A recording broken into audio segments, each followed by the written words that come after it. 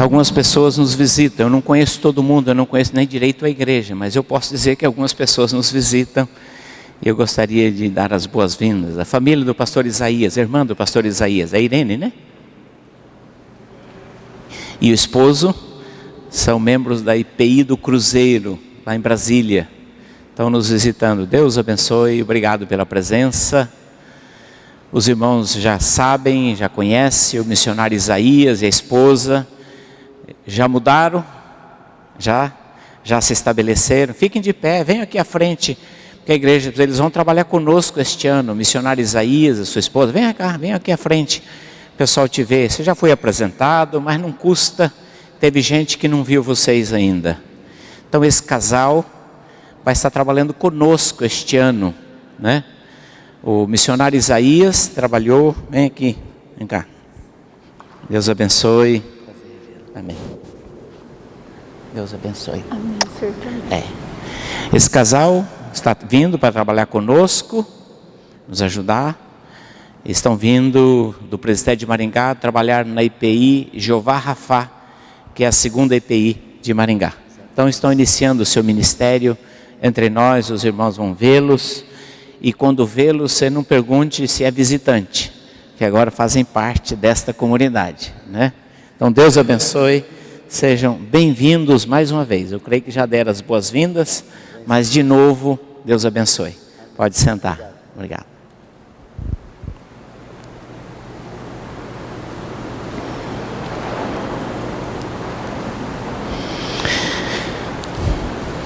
Vamos abrir as nossas Bíblias no livro de Atos dos Apóstolos, no capítulo 18.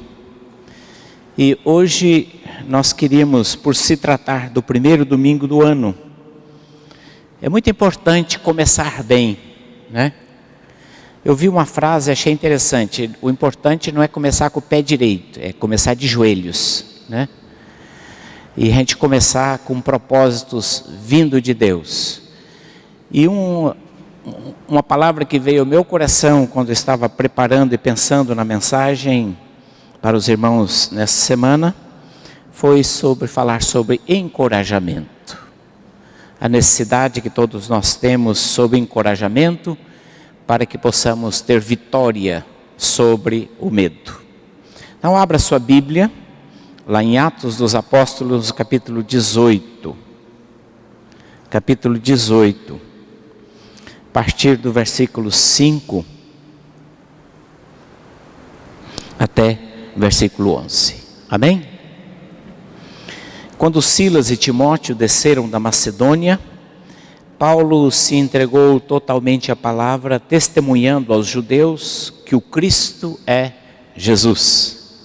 Opondo-se eles e blasfemando, sacudiu Paulo as vestes e disse-lhes: sobre a vossa cabeça o vosso sangue, eu deles estou limpo e desde agora vou para os gentios. Saindo dali, entrou na casa de um homem chamado Tício Justo, que era temente a Deus. A casa era vizinha à sinagoga. Mas Crispo, o principal da sinagoga, creu no Senhor com toda a sua casa. Também muitos dos coríntios, ouvindo, criam e eram batizados. Teve Paulo durante uma noite uma visão, em que o Senhor lhe disse: não temas, pelo contrário, fala e não te cales, porquanto eu estou contigo, e ninguém ousará fazer-te mal, pois tenho muito povo nesta cidade. E permaneceu ali 1 ano e 6 meses, ensinando entre eles a palavra de Deus. Oremos, curve a sua cabeça, vamos orar ao Senhor. Pai querido, Pai eterno, louvamos o Teu nome por esse momento de culto, de adoração, de louvor. Louvamos o Teu nome, porque Tu nos dás o privilégio não apenas de Te adorar, mas também de ouvir a Tua palavra, de sermos ensinados através do estudo da Tua palavra. Tua palavra é um presente precioso para nós. É um dom maravilhoso poder, ó Deus, partilhar, receber, estudar a Tua palavra, meditar nela. Ela é fonte de vida, ela é alimento para o nosso corpo. Ela é também espada de dois gumes que penetra na profundidade do nosso ser e é que é capaz de trazer à tona, discernindo os pensamentos e as intenções do coração. Então, ó Deus, nós te pedimos que o Teu Santo Espírito, que é o autor da Tua palavra, que inspirou homens e mulheres a registrá-la, que possa o Teu Santo Espírito ser o nosso mestre. O Teu Santo Espírito tenha liberdade. Teu Santo Espírito encontre os nossos corações abertos, a terra fértil, a terra que recebe com alegria a boa semente e frutifica abundantemente. Oramos agradecidos em nome de Jesus. Amém. Existe uma expressão nesse texto, que é uma expressão de encorajamento: não temas, não temas. É uma expressão muito frequente na Bíblia. Algumas pessoas dizem que ocorre 365 vezes na Bíblia. Eu fui conferir, não é verdade. Pode ocorrer outras expressões sinônimas, mas não temas, ocorre cerca de 65, 64 vezes na Bíblia. Mas, mesmo que ela não ocorra todos os dias, ela não deixa de ser importante. É uma expressão muito forte e ela foi dirigida aos servos, às servas, em momentos muito especiais. Receberam de Deus esta palavra: não tenha medo, não temas. Nós vemos quando Abraão também recebeu essa palavra: não tenha medo, Abraão, você vai ser o pai de uma grande nação, de uma grande família, a tua família vai se estabelecer, vai tomar posse dessa terra. Deus disse: não tenha medo, não tenha medo do futuro.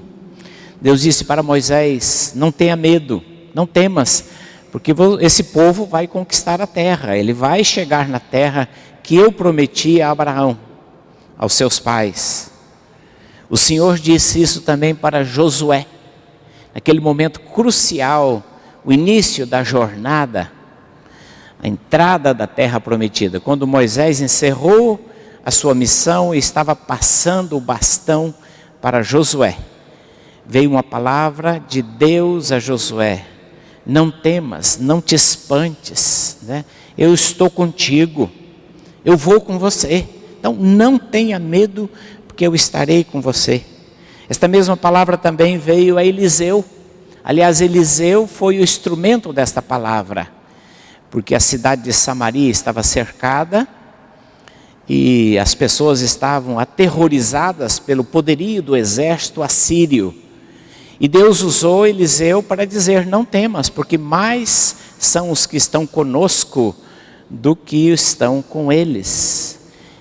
Abre, Senhor, os olhos do teu servo, Geazi, que estava mais apavorado, para que ele veja e ele enxergue os exércitos, os carros de fogo, que são mais numerosos e poderosos que o exército da Síria. Esta palavra veio para Gideão no início do seu ministério, quando Deus o chama, quando Deus o desafia para aquela tarefa de, liderando os 300, vencer os inimigos do povo de Israel. Deus diz: não temas, Gideão, não tenha medo, seja forte, valoroso. Esta palavra veio a Daniel no meio daquela visão, quando Daniel ficou assombrado e quase desfaleceu pela grandiosidade da visão. O anjo diz: não temas, Daniel, você é um homem amado, um servo querido de Deus. Esta palavra foi dita pelo anjo a Maria: não temas, não tenha medo, Maria, você vai ser mãe do Salvador, você é uma mulher feliz, bem-aventurada, não tenha medo desta missão. Esta palavra veio também a José: diz José, não tenha medo de receber a Maria como tua esposa, porque ela está grávida do Salvador, e isto é obra do Espírito Santo.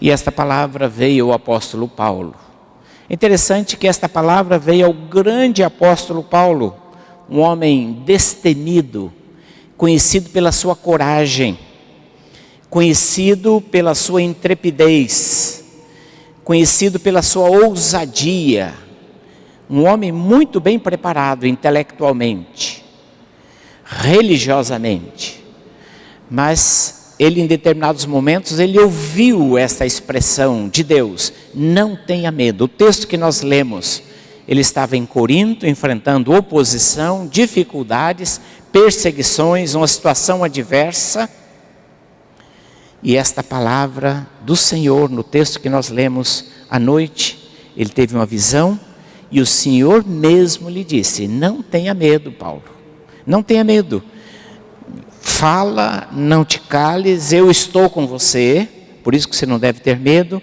ninguém vai te fazer mal, e eu tenho muitas pessoas aqui nesta cidade. Mas esta palavra também veio para o apóstolo Paulo em outra circunstância, quando ele estava preso na iminência de ser julgado e posteriormente ser enviado para Roma. E ele está enfrentando uma oposição agora muito forte, os judeus querem matá-lo. Os judeus estão articulando um plano para tirar a vida de Paulo. E naquele processo de prisão, acusação, ameaças de morte, novamente o Senhor vem ao encontro dele à noite e disse, coragem, ou seja, não tenha medo, fique firme, pois você está dando testemunho, esse julgamento é a oportunidade para você dar um testemunho da sua fé, e você vai dar esse testemunho não só aqui em Jerusalém, mas vai dar esse testemunho também em Roma, perante poderosos, perante tantas pessoas. Então, coragem, não tenha medo, não se apequene. E uma terceira ocasião que o apóstolo Paulo recebeu esta mensagem foi durante a viagem para Roma, quando eles sofrem um naufrágio. E durante toda aquela tempestade que precedeu ao naufrágio, quando precisaram lançar a carga ao mar, quando precisaram ficar na voragem do mar, à mercê, à deriva, durante aquela tempestade, porque era inútil qualquer tentativa de conduzir o barco. Até que, de uma noite, o apóstolo recebeu uma mensagem de Deus. Paulo, não temas, é preciso que compareças ante César, e eis que Deus, por sua graça, te deu todos quantos navegam contigo. E ele não apenas foi encorajado, mas ele estava encorajando aqueles 200 e poucos marinheiros e tripulantes e pessoas que viajavam naquele navio. Não tenham medo, todos nós vamos sobreviver. O navio vai perecer, mas nós vamos sobreviver à tragédia, ao naufrágio. Esta palavra veio, portanto, ao apóstolo Paulo de maneira muito específica, com certeza veio outras vezes, mas nessas 3 ocasiões, uma palavra de encorajamento, em momentos difíceis, em momentos de perturbação, de angústia, de aflição, de risco de vida.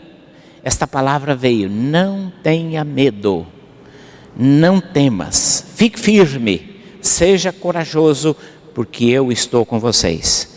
Por que nós, e o apóstolo principalmente, necessitavam de encorajamento? Interessante, o grande apóstolo necessitando de encorajamento, quanto mais nós, quanto mais nós que não temos a fibra, a experiência, o perfil do apóstolo Paulo. Ele necessitava de encorajamento muito mais nós. Uma das razões pelas quais nós necessitamos de encorajamento é porque nós temos medo. Por a razão mais simples, é que todos nós temos medo. Medo é, sem dúvida nenhuma, uma experiência humana e universal. Desde o princípio, quando os nossos pais pecaram, ali está a experiência do medo. Deus pergunta: Adão, Adão, onde tu estás? Diz: Senhor, a mulher que tu me deste, me deu do fruto, eu comi, daí eu tive medo e me escondi. Medo como experiência relacionada ao pecado, relacionada à condição pecaminosa, relacionada pelo afastamento de Deus, uma experiência que marca a vida humana, não só do ponto de vista emocional, mas também do ponto de vista espiritual. Um médico psiquiatra muito famoso no Brasil, fundador de hospitais, Mirey Lopes, ele escreveu um livro e ele fala sobre os gigantes da alma. 4 gigantes da alma: o medo, a ira, o dever e o amor. Essas 4 experiências são forças extraordinárias dentro de nós e que nos levam a fazer muitas coisas, principalmente o medo. E o medo é, sobretudo, uma experiência paralisadora. Embora o medo seja necessário em certas circunstâncias, né? Você ter medo de cair, né? Medo de atravessar uma rua sem olhar, medo de tomar um remédio, medo de comer um alimento estragado. Todas essas coisas, elas fazem parte porque integram a nossa questão da preservação. É necessário que a gente tenha medo. É importante que a gente tenha medo de fazer, principalmente o medo de fazer besteira. É muito importante que você tenha esse receio, né? Mas o medo, quando ele extrapola esta preservação da vida, quando ela extrapola essa dimensão do cuidado, a experiência do medo, ela se transforma numa experiência bloqueadora. Ele bloqueia, ele limita a gente, nos atormenta, ele paralisa. O medo muitas vezes nos deixa paralisados, porque você não sai do lugar, porque você está com medo, você não faz nada, não dá um passo, não toma uma atitude, não toma uma iniciativa, porque tem medo. Então o medo muitas vezes é uma experiência limitadora, bloqueadora. Ela paralisa, às vezes você não consegue fazer nada, porque você está com medo. Até os animais sentem medo, né? Até os nossos bichinhos, os bichinhos caseiros, sentem medo. Até as crianças sentem medo. Nós temos medo desde a mais tenra infância. Quem é que não lembra dos nossos medos do tempo de criança? Eu tinha muito medo de escuro. Eu acho que ainda continuo com um pouco medo de escuro. Mas eu me recordo que uma vez nós fomos com a nossa família, morávamos no interior do Paraná, e nós fomos visitar uma igreja irmã. E lá o pregador contou uma história. Eu devia ter talvez 4, 5 anos de idade, não sei exatamente, mas eu lembro da história. A história era o seguinte, que um ladrão entrou numa casa para roubar a família. E ele entrou debaixo da cama para aguardar que todos dormissem, para que quando todos estivessem adormecidos, ele pudesse então furtar aquela casa. Mas aquela era uma família cristã, que tinha o sagrado hábito de orar antes de adormecer, antes de irem para a cama. E aquela mulher e seus filhos se ajoelharam à beira da cama, exatamente a cama onde debaixo estava o ladrão. E oraram ao Senhor, pedindo que Deus o guardasse e abençoasse naquela noite. E aquele ladrão foi alcançado por aquela oração. Saiu dali não para roubar, mas saiu para arrepender-se e mudar de vida. Uma história bonita de conversão. Mas eu, como criança, eu fiquei com o ladrão debaixo da cama. E durante muitos anos eu não conseguia dormir se eu não olhasse debaixo da cama. Pegava a lamparina, em casa não tinha luz elétrica ainda. Não sou tão velho, mas lá no sítio não tinha luz elétrica. Eu olhava embaixo da cama para ver se tinha um ladrão lá embaixo da cama. E durante muito tempo isso me acompanhou. Os medos da nossa infância.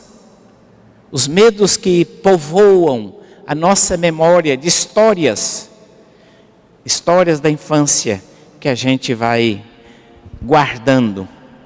Mas também quando a gente passa a ser adulto, a gente tem nossos medos, né?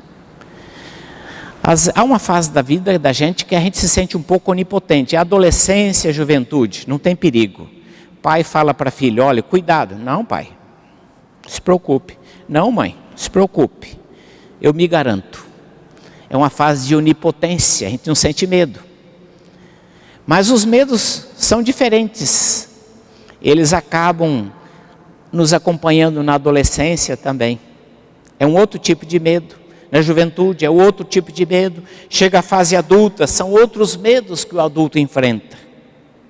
E assim por diante nós vamos vivendo esses medos. E há tantas tarefas que às vezes nos metem medo como adultos. Quantas vezes você já não experimentou isso? Eu não quero nem ver. Vou até fechar o olho, não quero nem imaginar o que eu vou encontrar no serviço amanhã, segunda-feira. Você que está voltando de férias, né, Roberto? Não quero nem ver como é que vai estar a minha mesa. Outros, né, vão iniciar outras atividades. Não sei como vai ser. Como será? Esse friozinho na barriga que nós temos. E como adultos, nós temos o medo de enfrentar às vezes os problemas, as dificuldades. E quem é que já não experimentou esse medo aí? Olhar para a balança, né? Principalmente depois das festas de final de ano, né? Medo que a balança esteja errada. Medo que a balança, o ponteiro, extrapole história. Tem muita gente que tem medo da balança, né? Ou de vir falar em público, ou de enfrentar o público. Tem pessoas que têm um ataque do coração se pedir para ela vir dar um aviso à frente, falar, né? Enfrentar. Eu sei, muitos irmãos não têm tido essa experiência de falar, às vezes quando precisa ir lá dizer alguma coisa. Medo do microfone, medo de enfrentar o público e assim por diante, né?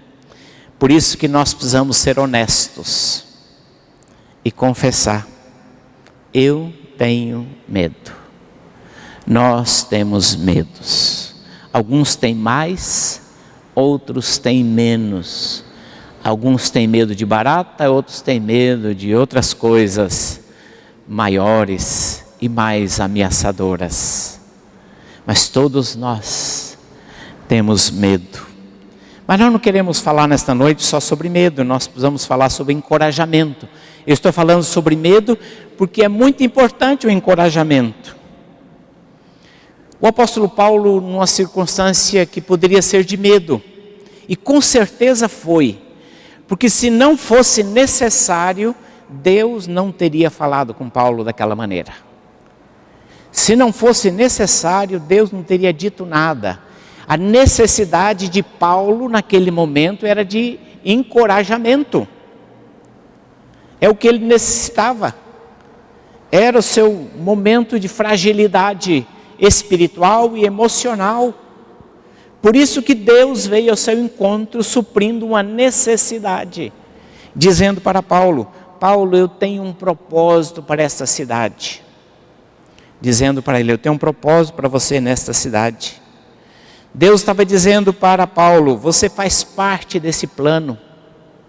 Você faz parte desse plano. Eu estou te encorajando, tenho uma tarefa, você faz parte desse plano. E o meu plano é eterno. Que coisa preciosa. O plano de Deus não era provisório, não era temporário, mas era um plano eterno, porque incluía a salvação de pessoas naquela cidade. Era um plano extraordinário, grandioso. E Deus está dizendo: você faz parte, Paulo, desse grande propósito, desse propósito eterno de alcançar pessoas. Então não tenha medo, porque o plano, o propósito é alto, é elevado, é abençoado. E você faz parte. Você faz parte desse meu propósito. Você faz parte do meu plano que eu tenho para esta cidade.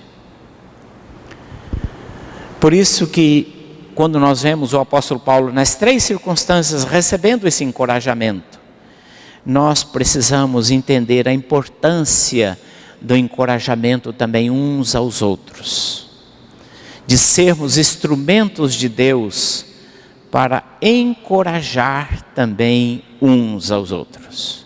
Porque assim como Deus nos diz: não temas, você precisa também, em nome de Deus, em nome de Jesus, ser um instrumento de encorajamento para as pessoas. Primeira razão, Porque é um princípio bíblico. É um princípio da palavra de Deus. No texto de Hebreus, capítulo 3, versículo 13, nós lemos: pelo contrário, exortai-vos mutuamente cada dia, durante o tempo que se chama hoje, a fim de que nenhum de vós seja endurecido pelo engano do pecado. Esta exortação é um tipo de encorajamento, de você ver aquele que está fraco, aquele que está vacilando, aquele que está entrando num processo de dúvida, de afastamento, de distanciamento, de esfriamento, de esquecimento, você encorajá-lo. Você dizer: vamos lá, meu irmão, não é hora de desistir, não é hora de abandonar, não é hora de voltar para trás, não é hora de deixar esta tarefa, você precisa continuar. Há um propósito de Deus, há um plano de Deus, o plano de Deus é muito grande, então você precisa continuar. Vamos lá, meu irmão. É um princípio bíblico do encorajamento mútuo, de nós nos estimularmos, nos exortarmos, nos consolarmos, de nós admoestarmos uns aos outros, porque é um princípio bíblico, é um mandamento bíblico. Mas também não é apenas um mandamento bíblico, é uma necessidade. Todos nós somos frágeis, todos nós temos limitações. Ninguém é forte o suficiente para que em nenhum momento da sua jornada, da sua caminhada, da sua história, da sua vida, do seu trabalho, forte o suficiente para dispensar o encorajamento. Todos nós necessitamos, na nossa vida, que nos encorajam, que nos animem, que nos coloquem para cima, para frente, e que nos ajude a vencer aquele obstáculo, superar aquela fase, vencer aquele desafio. Todos nós. A fragilidade é marca do ser humano. Às vezes a gente não gosta de mostrar a nossa fragilidade. A gente tem medo de mostrar que nós somos frágeis. Às vezes estamos chorando por dentro. Estamos desmoronando por dentro. Mas a gente finge-se de forte, para não parecer fraco. Tem medo de demonstrar fraqueza. Medo de dizer que tem medo. Não é contraditório isto? Mas é a realidade. A gente esconde os nossos medos, mas é uma fragilidade humana. Mas é também um recurso para o crescimento uns dos outros, o encorajamento.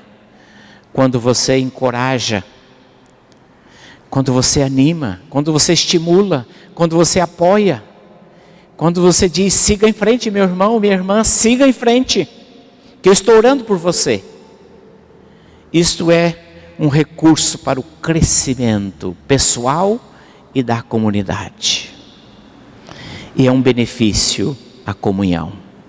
Porque é gostoso quando você está num ambiente onde as pessoas te encorajam, onde as pessoas te empurram para cima e não onde as pessoas te colocam para baixo. Você gosta de um ambiente, de um círculo onde as pessoas só te colocam lá embaixo, te desanimam? Mas nós queremos estar num ambiente onde as pessoas nos encorajam, onde as pessoas nos estimulem, onde as pessoas nos ajudem. Eu estive ontem na celebração dos 100 anos da IPI de Chavantes, do Presbitério de Ourinhos. E uma festa muito bonita. Quase todas as igrejas do presbitério e outras igrejas estavam lá representadas. Mais de 300 pessoas naquela pequenina igreja. Acolheu aquela multidão. E uma irmã de uma igreja chegou e ela me deu uma palavra de encorajamento. Eu nunca havia conversado com aquela irmã, mas ela trouxe uma palavra de encorajamento ao meu coração que me fez muito bem, porque eu percebi que é uma palavra muito sincera. Não era um elogio, não era algo de caráter pessoal, mas era encorajamento para a missão, para o trabalho. E eu louvei a Deus e louvo a Deus pela vida daquela mulher e de outras pessoas que têm nos encorajado, que têm expressado propósitos para que a gente continue firme na obra do Senhor, fazendo determinadas coisas, para que Deus assim nos abençoe. Meus irmãos, é o início de um novo ano e eu gostaria de desafiar cada irmão, a cada irmã, este ano, a você encorajar alguém. Encorajar alguém. Você chegar no nosso pastor, o pastor Daniel, é o nosso líder. Às vezes é mais fácil criticar algo que não está sendo feito, algo que não foi realizado. Mas eu gostaria que vocês assumissem, eu falo isso com muita tranquilidade, porque eu não sou o pastor da igreja, eu sou apenas um pastor auxiliar. Mas vocês encorajarem o pastor Daniel, a sua família. Isso faz um bem danado. Não é babação, não é você ficar com aquele negócio exagerado, mas encorajá-lo com palavras de estímulo. Vamos em frente. Este ano eu quero ajudá-lo, eu quero participar, eu estou disposto, estou orando por você. Eu não sei fazer muitas coisas, mas uma coisa eu sei fazer, orar, interceder. Façam isso com o pastor Daniel, façam isso por ele, façam isso com os líderes de vocês, os presbíteros. Façam isso com os presbíteros, diga para os presbíteros, que bom que você está fazendo esse trabalho, que bom que você está aqui, que bom que você está disposto, que vejo você participando, animado, entusiasmado. Isso faz um bem danado, encorajar os líderes, os diáconos e diaconisas, que realizam um trabalho silencioso, discreto, quase não aparece, mas é muito bom encorajá-los, dizer, não tenham medo, irmãos, continue fazendo. Os líderes de ministérios, as pessoas que estão trabalhando na igreja, coisas simples, mas encorajá-los, continue fazendo, irmão, assim, está ótimo. Às vezes a gente é mais propenso a criticar e a lembrar o que não foi feito, do que encorajar quando alguém está fazendo. Assuma esse desafio este ano de encorajar alguém, pela oração, e de dizer à pessoa, eu fico feliz e eu quero ficar muito feliz de ver bem sucedido o teu trabalho. Assuma esse propósito este ano, de ser um instrumento de encorajamento na vida de alguém. Isto vai fazer um bem danado, vai fazer diferença e vai abençoar a tua vida, porque haverá momentos que você também precisará de encorajamento e nós semeamos, nós passamos adiante essas coisas e elas voltam, elas retornam de forma duplicada, multiplicada. Lembrando a palavra do Senhor Jesus, dai e dar-se-vos-á. Boa medida, sacudida, recheada, transbordante. Dê encorajamento ao seu irmão, à sua irmã. Este ano, assuma esse propósito no seu coração. E assim somos todos encorajados a continuar a obra que Deus tem nos chamado, porque é um grande propósito. Deus tem muitas pessoas para salvar em Sorocaba. Deus quer alcançar muitas pessoas em Sorocaba. Vamos abrir a oportunidade para que Deus comece a operar através das nossas vidas. Que Deus assim nos abençoe. Amém.